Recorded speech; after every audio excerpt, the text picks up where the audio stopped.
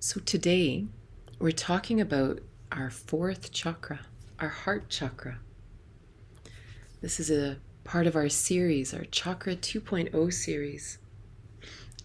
And the reason it's called the 2.0 series is, historically and for decades, we've been talking about the chakras in terms of what's wrong.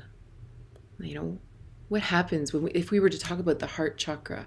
Historically, we'd say, well, issues with the heart chakra show up when we've had issues with love or we've been hurt, and how do we unblock the heart chakra? How do we feel love again? How do we do this? And it's really super focused on the dysfunction of the heart chakra. And we say, and this is why we have heart attacks and why we get breast cancer and all of these, pericardium issues and that kind of thing, and even lung cancer and all of these heart chakra issues. And this has really been the focus of our chakra studies, and for good reason, right? Because why were we studying them? We were studying them because we were having issues and our current understanding wasn't enough, right? But here we are in 2022, and the consciousness is changing inside of all of us. And we're capable of something different now. We're capable of healing in a different way. We're capable of expanding in a different way, of seeing the world differently. And it's really interesting because, there's a phrase in the Bible, you can't put new wine into old wineskins or something like that. And that's really interesting because my sense of these days, because in my experience, it's like I wake up in the morning and there's such a newness about things. And it's like there's like this old program that says, no, but don't you forget, this is what you think, and this is what you feel, and this is what you're hoping, and this is what you're worried about, and this is what you care about, and there's like this old program every morning that wants to say, no, don't forget, Katrina, don't forget what you think. You need to bring this old program into today, or else everything you were working towards won't happen, right? We were stepping towards a goal. And it could be all kinds of things. It could be resentments. It could be preferences. It could be plans. It could be anything. And it was so interesting this morning. I was sitting in meditation and I was thinking actually about our talk today about the fourth chakra.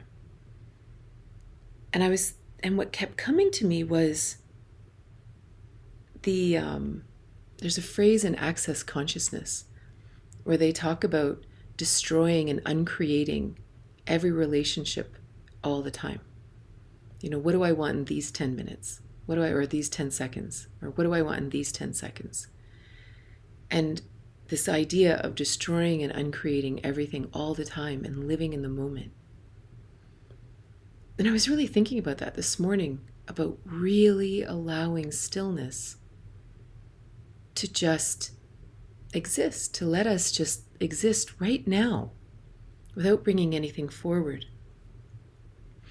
And this is something that I really feel personally a lot in my own consciousness, that I can feel myself trying to bring forward these old thoughts or these old paradigms or these old ideas. But if I really tune in with today's different. I actually feel differently today than I did yesterday. And it's quite a discipline to stay in the new space. And so it's the same thing with looking at the chakras. There is so much wisdom within the understanding of our chakra system. But my sense is that we get to look at it differently today. Instead of looking at the dysfunction around the heart chakra and where we've been hurt and the struggles that we have there and the difficulties, when we really consider what the chakras are, our chakras are pure perfection, always. Our chakras are literally our divine incarnation. They are energy. They're not physical. They're not part of this manifest world. And so And if you've been here for the other talks or watched the other talks on YouTube, we talked about this, this idea that, there's this divine world, this world of light that is our energy system, that really is who we are. Then there's this curious world we're living in, which Cindy Dale, a very interesting teacher, she describes as the shadow world. And when you think of us having these divine chakras, like really sitting, each one of us sitting here right now, and you really imagine these beautiful energy centers going from the crown all the way down to your root in this beautiful straight line. And these are whirling vortices of energy, of divine energy, that literally create this miracle that we are. Right? This is how we heal. This is how we breathe. This is how we think. This is how we love. This is how we eat chocolate.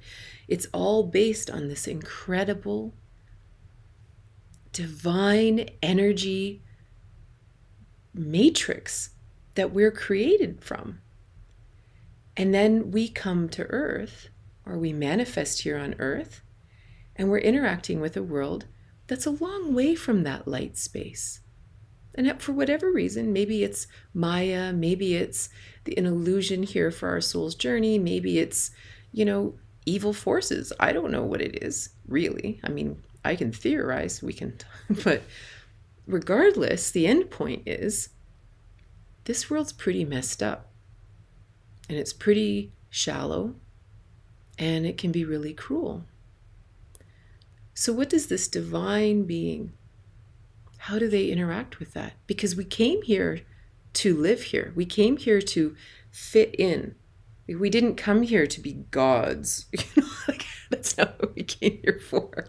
We came in completely innocent, and we had to adapt to this shadow world. So when we imagine this, how do we adapt? Well, we create a structure around us that to me feels like, we'll just call it the interface. We create an interface between this absolute perfection within and this curious world. And it's not evil or anything. It's just simply like putting on a raincoat because it's raining. That's all. The challenge is we so easily identify with the raincoat, right? We think that the adaptations we've made to this really difficult world is us. So this mentality is actually very damaging for our expansion as a human. Because as soon as I say my heart chakra is blocked because I was, I had a horrible childhood. I had an abusive first marriage. I've struggled here and this, so I am broken. My heart chakra is damaged. There's something wrong with me. We internalize this as being, there's something wrong with me. Well, as soon as I think there's something wrong with me, that also translates into there's nothing I can do about it, really. I'm dealing with damaged goods now. I'm not like that person who, seems to feel all kinds of love and joy. I'm different. I got messed up, So the idea of saying no and taking all that adaptation and setting it in the interface, and then knowing that this heart chakra inside of every one of us is perfect. It's shining, it's pure light, it's spinning, it's connected to source. Every one of us is so perfect. And then what we can do from there is, from that place of connection and strength and joy and infinite potential, we can literally start to live differently. And then what happens is we start to live differently, and we come up against this curious interface that we have developed for good reason through our lives. And when we come up against that interface, which we often created at a previous, well, we definitely created at a previous time, when we were different people. We were younger. We hadn't read that book. We hadn't talked to that person. We hadn't had this aha moment yet. We were in a different place when that adaptation was developed. And it doesn't matter which chakra we're talking about. The interface is always from the past. So suddenly when we start shining from this genuine, heartfelt, genuine space, parts of the interface just get to fall away. Sometimes we have to chew on them. Sometimes it's like those programs that I wake up with in the morning that are like, don't forget me. Remember this thing we thought yesterday? Remember this idea we had yesterday? Like, don't forget, right? So sometimes the interface comes up like that because we've really heavily identified with it. We think it's part of our favorite persona or even our least favorite persona. Maybe we're in a place where maybe we're in a really difficult place in our life right now. And we're holding on to stories to try to understand a difficult time or a difficult past or a difficult present. So we identify with those adaptations because we're wrestling with them. And that's okay. But it's such a different thing coming from a place of strength and truth and looking at what's going on, as opposed to believing I am the broken one. Like, that doesn't even make sense. Like, the idea, I exist, I am a manifestation here on the planet, I came to Earth for some reason, that I doesn't break. This, on the outside, can struggle. This interesting adaptation, that can be hard, really hard at times, and overwhelming. But I cannot be broken. That's not a thing. That's a very sacred thing. In every religion, the I am is always that endless God, consciousness, infinity, quantum field, never ending. That's us. That's where we live. That's Brahman. That's all of that. So this is why I love talking about this, and this is why we call this the Chakra 2.0 series, because we're just looking at it differently. So the heart chakra, we understand this to be about love. So I want us to, first of all, just differentiate between the second chakra, which is that flow between us and the world. The second chakra is our flow between us and that puppy, us and that lover, us and our parents, us and our children, us and our friends. These are relationships we have with other in the world. People, animals, mountains, sunshine, whatever, right? This is generally, it's more people and beings. This is the second chakra. First chakra tends to be more about the earth, but the second chakra is this flowing experience of others, right? It's flowing. Again, why it's more about people and animals, that it can change and shift, and people can, I can say something and that can affect you, and then I can say something and that affects you, as opposed to kind of just sitting with a mountain, right? There's not a lot of interaction in that second chakra way. And in our world, we've often identified love as in that second chakra love, right? That I love this person.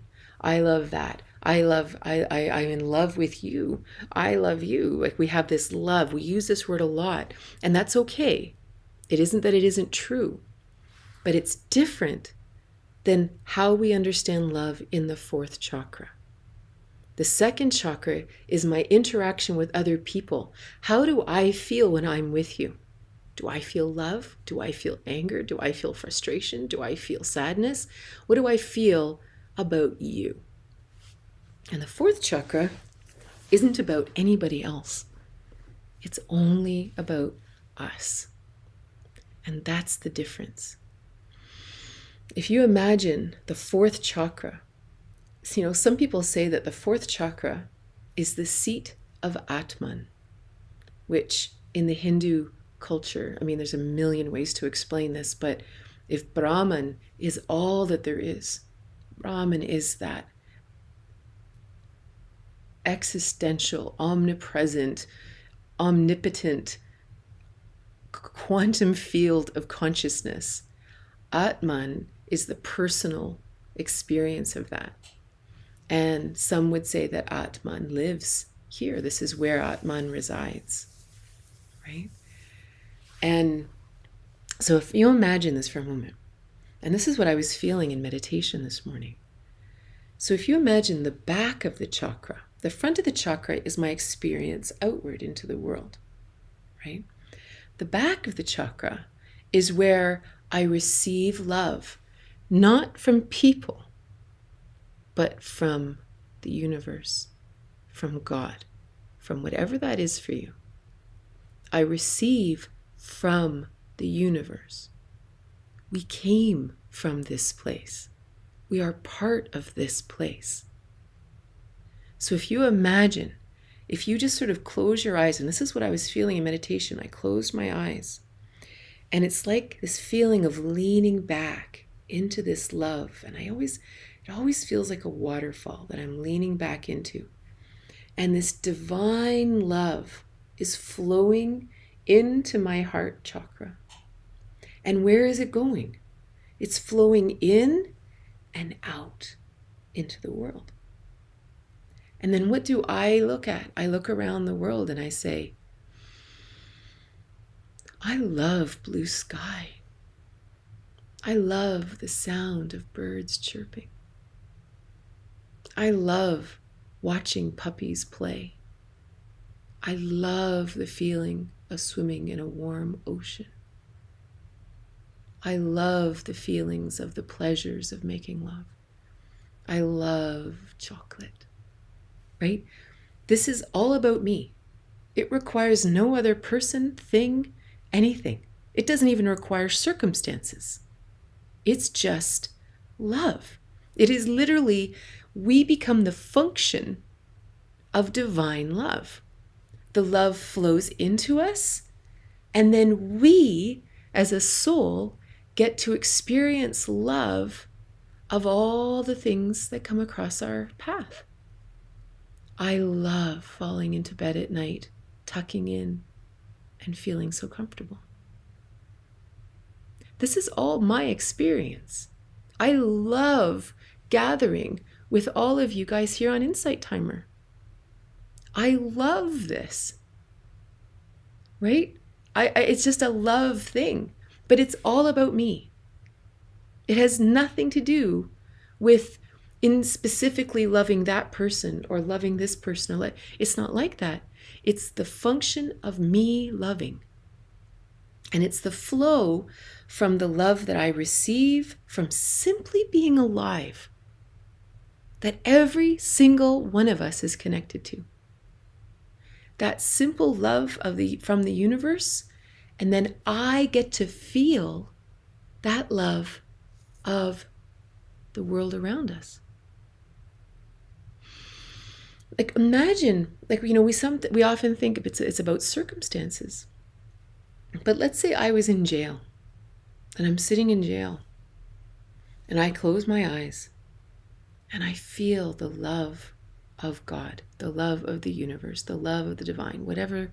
I know these words are super loaded, but I feel this love flowing into my back, and I realize the truth of how much I love seeing a robin in the spring.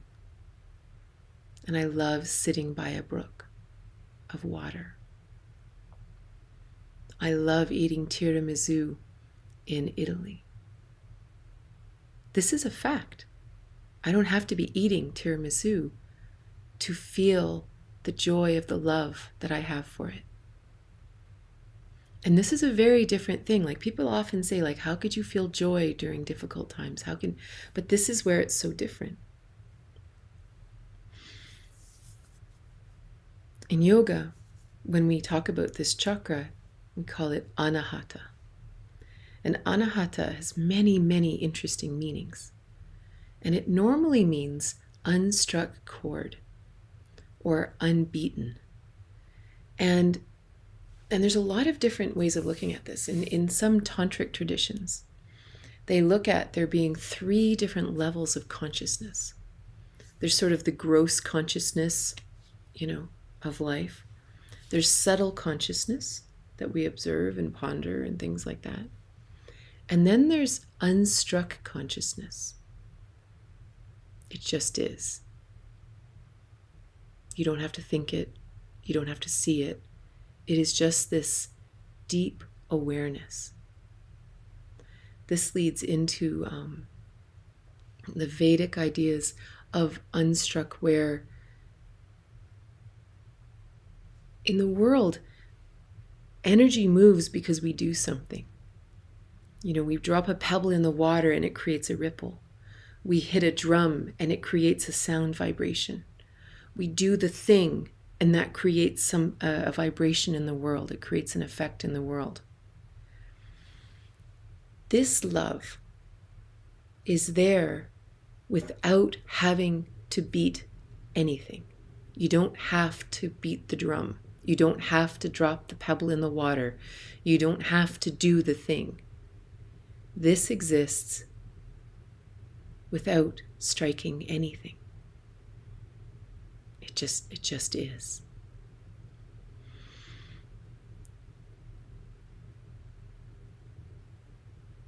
And it's something really beautiful to just sit with. That it's there regardless of everything.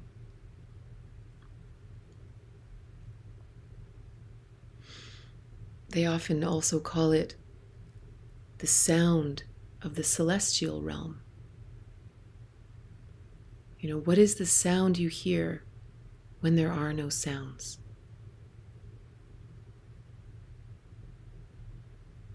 Right? This is love. This is this unstruck chord. And to know that we all have it, like every one of us, all the time.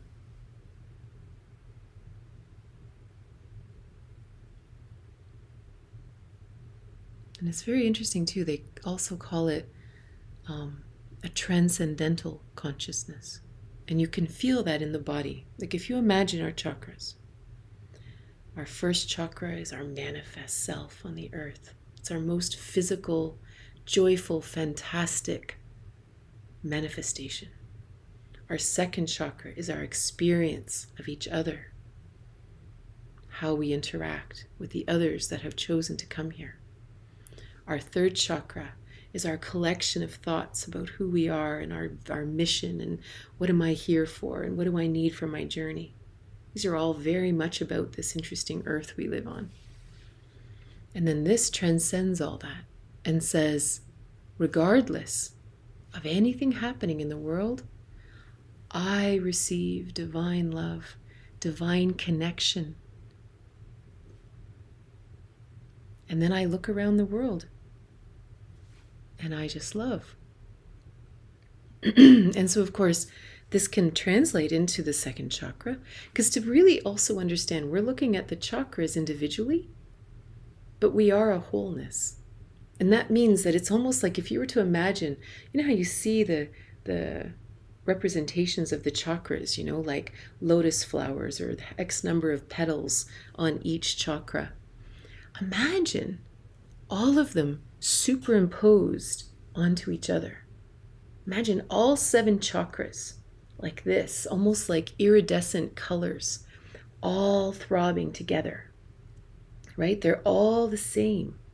We're separating them out for the sake of a conversation and understanding. But now imagine that 4th chakra is connected and one with the 2nd chakra, which is where we normally identify love, right? Or we experience love in the world. What does that feel like? So I receive divine love from the universe. I look upon the world and I love things. And I look upon you and I love you. How beautiful does that feel? It's just so easy. It's like literally feeling divine love with each other all the time. No lack, no need, no expectation, no requirements. Because we're all filled with divine love all the time. So of course, though, let's look at our interface. Let's look at why it's so easy for me to say this, but why is it so hard? Right? So let's back up. So we come in as a young child, as a baby. And so imagine, so again, when we think about this interface, when we think about us as a function of divine love, so the divine love we feel through the back chakra and we experience it in the world as it shines through us. What if we weren't cared for as children? What if we didn't feel love from our parents like that? Right? Our parents are our first representation of God, our first representation of the universe, of this world that we're moving into. What if we weren't held? What if we weren't cared for and seen? And this is really common. And it could be all kinds of things. It could be literally being orphaned. It could have been being given up. It could have been being born to people who just weren't ready to be parents and could barely hold themselves together and felt no divine love themselves. And then they had children. And they had nothing to share.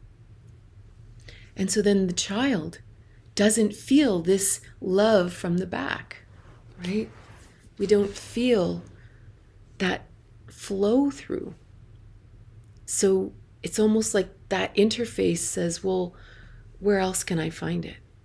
And the world says, oh, well, here's where love comes from. You can't get it from the universe, so you have to get it from other people. Other people have to love you for you to feel love in the world. So all of a sudden, we need love from you, and I need you to love me, or else I am unhappy. And I need you to show your love for me, or else I'm going to be unhappy. Right? This isn't wrong. This is a natural adaptation to not having that first easy love that should have been natural.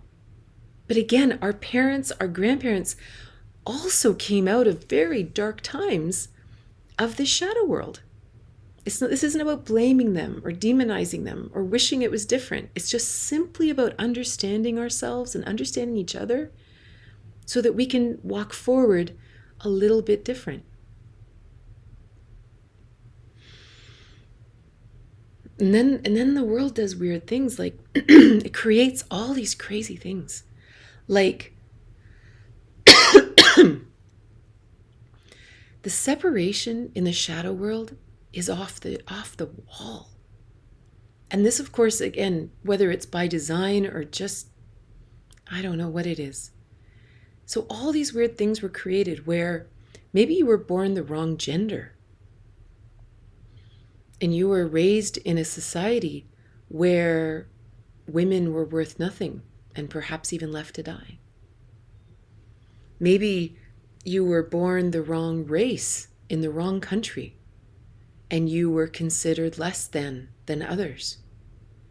Maybe you were born into the wrong gendered body and you always felt like it wasn't you. Maybe you were the wrong orientation in a world that said only this is okay. How easily we no longer feel like we're part of this world. All of the things I've just said are creations. They're not real. They're ideas created by very powerful people very influential institutions. But none of it's real. None of it has to do with our divine purpose, our actual experience as human beings on this planet. It's all just creations. Why?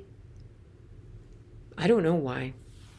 But what it does is it blocks that incoming love. How can I possibly feel love from the universe when I'm not accepted? When people think I'm less than? When there's supposed to be something wrong with me and I'm allowed to be treated this way from birth. This isn't something we pick up when we're, 20. This is like our first programming. This is really serious. And then we double it, right? We double it because most of the predominant churches and religions of the world said that you specifically cannot connect with God. And I'm just going to use the God word because I'm talking about religion. But you cannot connect because you are sinful. You are just a lowly, gross, and I mean gross like, all you care about are your lustful desires and your primal needs. You are not a spiritual being. You are not worthy of connecting with the Great One, right? So now we're disconnected from Source. We're literally disconnected from divine love. And even if they say, oh, you are the child of God, you are this, you are that, right? But you're also unworthy. And there's a lot wrong with you. And it's not true. There's nothing wrong with you. You're amazing. We all should be perfectly connected to that all the time. Every single one of us. Not a single person here or anywhere out there is more right or is more connected or should be less connected to that divine source. Every single one of us has an energy flow coming right through our back chakra, through the back of our heart chakra, filling us with divine love all the time. Our only job is to release the stories and the programs from the shadow world that tell us that we're not worthy of that love. It's like that Rumi quote. All we need to do is remove the barriers to love. We think he's talking about the barriers of loving other people. We need to remove the barriers of love of the universe loving us. That's all. We just have to clean up that interface. And when we clean up that interface, we're always loved. Whether we are sitting alone in a jail cell or sitting on top of a mountain or sitting amongst friends or family or, finding ourselves in a time of life where doesn't seem to be a lot of people around. We are always loved. This is why the mystics, I've always loved the mystics. I've always loved religion. I didn't necessarily like the rituals and what man did with it, but I've always loved the mystical aspects of every religion because it was always about this direct connection with Source. And what they always talk about, love. You are the ocean. It's almost like, I've really got Rumi in my head, probably because he was all about love. But, it's that quote about, anyway, I'm just going to paraphrase it, but you are the ocean. But if we want to experience this world, if you have a pitcher of water, you can only hold so much. I can only hold so much of that ocean that I truly am in this body, in this moment, in this time, in this space. But that doesn't change that I am the ocean. It doesn't change that that's what I come from. This is the fourth chakra. This is anahat. This is this. I am the ocean regardless of what's going on.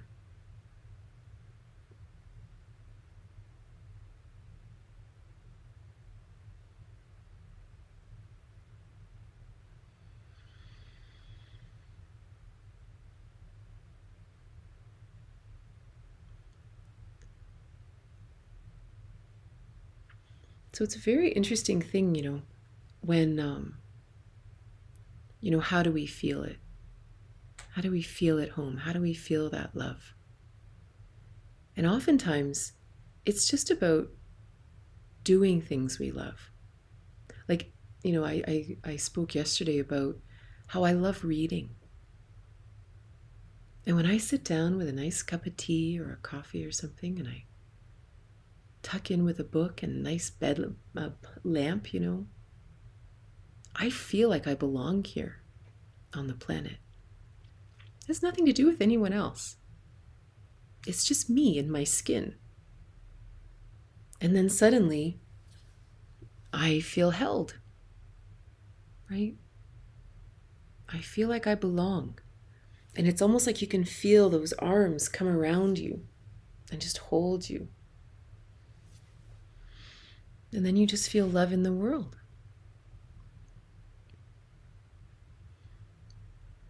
And again, we could choose. It's so interesting because then the question always becomes like, yeah, but what about other people? Do I feel this divine love for other people? Well, of course. I feel that divine love flows through me onto whatever it is I love or whatever makes me feel that love. And it's the same thing even with second chakra, right? When you play in the second chakra and we interact with people, when is it that we feel love? When is it that we feel this love? The second chakra, what do we really feel there? We feel pleasure, joy, pain, push, pull, magnetism, attraction, repulsion. We feel all that. And sometimes in this overlay of all the chakras, we also feel love. But what we really feel is when I'm with you, I feel love. When I'm with you, I feel like I belong here on the planet. I feel like I fit. I feel like I belong here. And I feel love. I love being with you. I love you. Right? And then the challenge in our society says, well, if I don't have that other person, I won't feel love. But this is the danger, right? This is that whole thing, like even, sharing Tantra. So often we say, we feel like, how can I study Tantra if I don't have a partner? It's like, I can't tell you how much Tantra has nothing to do with having a partner. Like nothing. Even the sexual applications of Tantra. You imagine, right? Imagine two scenarios. The first scenario is, for some reason, I am blocked in the back of my heart chakra. The interface has said that I'm not worthy of love. I don't belong here on the planet. I'm a lesser gender, race, orientation, status. I was born on the wrong side of the tracks. I don't have enough money. I don't have the right skills. Whatever nonsense society has continued to bring forward from the centuries before. All nonsense, right? Whatever is in our interface that blocks our ability to receive that divine love. And I require you to show me the same love that I'm supposed to be receiving from God. I'm supposed to be receiving this from the universe. That's how I shine. And I need you to do this for me. What's your lovemaking going to be like? Right? What will our relationships be like if that's what we need from the other person? Because intrinsically we know that's how we're designed, but we're not getting it for some reason because we've been literally taught that we're not worthy from a million sources, right? If that's what I feel and I want to study Tantra, another person's not going to help. The best thing we can be is alone and celibate probably and actually say, okay, I give. I need to know. What do I get rid of? What what what bit of nonsense from the shadow world seeped into my system and is now stuck in my interface and blocking the most natural flow? That's the whole journey. And so then you do that work, whatever it is, and we get rid of whatever it is that makes us feel unworthy. And we feel this literal like flow of love into us, into every cell of our body. And then we make love. Right? We don't need to know anything. There are no tricks. There's no fancy positions.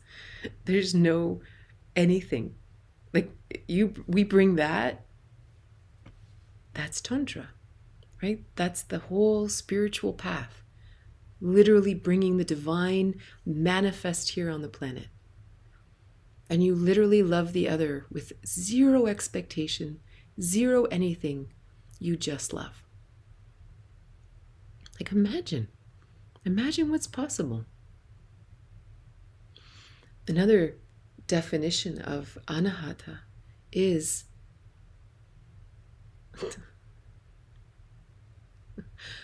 oh, wow, I lost the word. Unlimited. That's what I'm trying to it means unlimited. I love when my brain disappears. But this unlimited, inexhaustible, they even talk about the inexhaustible treasures of the heart, right? Unbounded. That was the word I was aiming for. Unbounded, right? Because again, when we come back to this idea of the anahata being the sound that exists in the planet before you beat the drum, right? If you strike a drum or you pluck a string, the vibration goes and then it goes down, right? It starts big and then it does this. It's limited, but this is unlimited. Imagine living in unlimited love all the time. You know, regardless of who's in our life, our circumstances, everything. This is why the anahata, the fourth chakra, this is the transcendental consciousness. This is where beyond everything that's going on manifest in the world, you know, I live with Atman here. I live with the divine here, the divine sight, you know. Whole different way of expansion and flow. I'm going to put my glasses on. If you have any questions or comments. What would you say are ways to experience that divine unconditional love if your interface is making it hard? I think the best thing to do, honestly, is just to look at the interface. Because even funny things like the idea that why would anyone love me? Like to actually, if you journal it and you say, what are the, like for me, I always like to watch the phrases that come through my mind. You know, when I'm feeling low, there's often a couple phrases, a couple sentences that keep repeating themselves, that kind of keep me down. And so I look at them and I think, and it might be something like, yeah, but like who would ever love you? Oh, but look at you. You're not thin, you're not fit, you're not young, you're not whatever. And you just look at them. And then for me, it's actually just understanding where did they come from? Like to really understand that all of these phrases, they really come from nonsense. And I don't say that lightly. The ideas that have been put into our minds, they're only there to make us small. And I don't mean to be all negative about it, but they really are. They're just part of the shadow world. They're not real. Every single one of us, like when you really think about it, let's imagine It says there's 228 people here or have been here. Let's imagine for a moment that all 200 people are sitting in a circle looking at each other. Every single one of us came from Source, is expressing something unique and interesting. That's it. No one is any closer or further away or more worthy or less worthy. That's it. Like it's not true. And so for me, when you kind of look at it and you just keep looking at it and you keep looking at it and you start to realize it's nonsense. And then I think something chips away, and then it eventually, and then I think, and here's the thing, because I think it's like there's that sentence, but then there's another one that's kind of touching it. And then there's like another one that's kind of touching that one. So it's almost like you can see the truth, and I go, okay, I get it. Yeah, that's nonsense. But it's almost like there's still another one holding and another one holding over here. So this much is gone. And then when we kind of release and maybe we have another bad day, we see this cross one and we go, oh, what? You know, because maybe a teacher said something to you once that really hit home and it hurt. Or a parent said something. Or maybe someone was drinking and they said something when we were young or something, right? And then that you look at it and you go, oh, that has nothing to do with me either. Oh. And then that one's gone. And then bit by bit, they just disappear. But they don't all necessarily leave at once. Because they're all they're just interwoven. So we just have to be really gentle with ourselves. The interface is heavily interconnected. And it's not even just the heart stuff. It's interconnected with stuff in all the chakras. So, but every time we look at it and one piece disappears, it all gets a little looser, you know? So thank you so much for being here. And I will see you soon.